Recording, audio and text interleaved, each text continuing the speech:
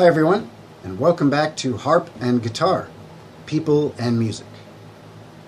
So as you can see, old Whiskey was just playing around on the guitar here a little bit, banging on the box a little, and it kind of got me to thinking about the Diddley Bow. Now, what exactly is a Diddley Bow?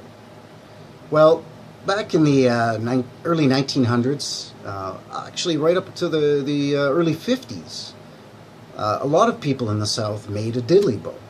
And a diddley bow was basically a crude or a rudimentary form of primitive guitar. But it didn't have 6 strings and a hole and a hollow body where it would resonate the sound of the music that you were playing outward. A diddley bow was basically a plank of wood, like a piece of 2x4 or something like that. And they would hammer a nail into either end, take a wire or even a guitar string, and string it and tie it real tight between the 2 nails, a couple of inches off the surface of the board, and then they would slide a bottle or a rock or a stone or even a tin can under one end just to raise it slightly higher at that end than the other and help to create some tension in that wire or in that string.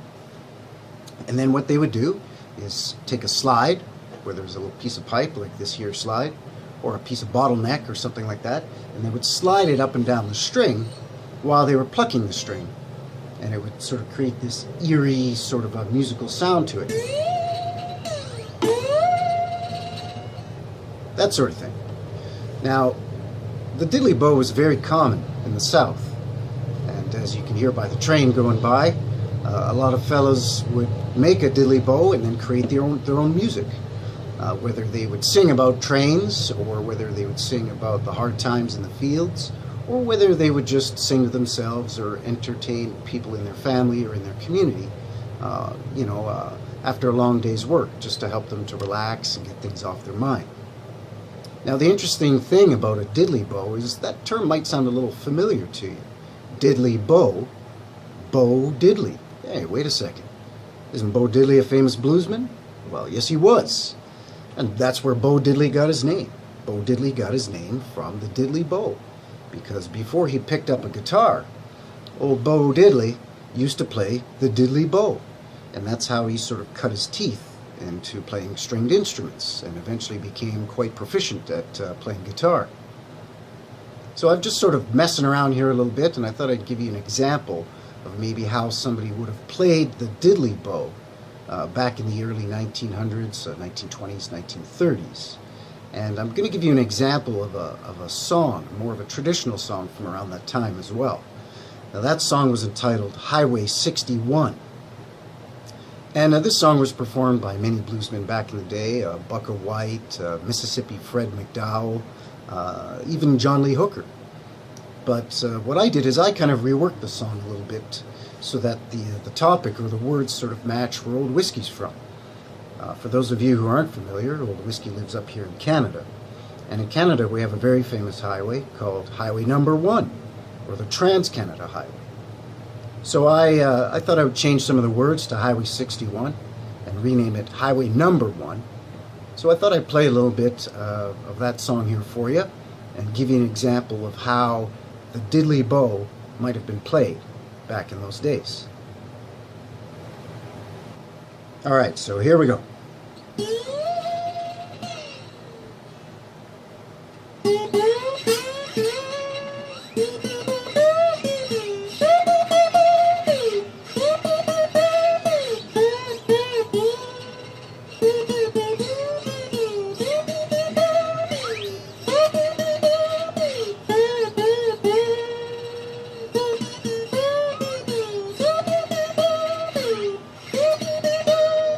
Number 1 highway is the only road I know. Yes, that number 1 highway is the only road I know. Goes from Quebec City way down to Vancouver shore. If I should die, honey, before my time has come. Well, if I should die, honey, before my time has come, bury my body down on our highway number 1.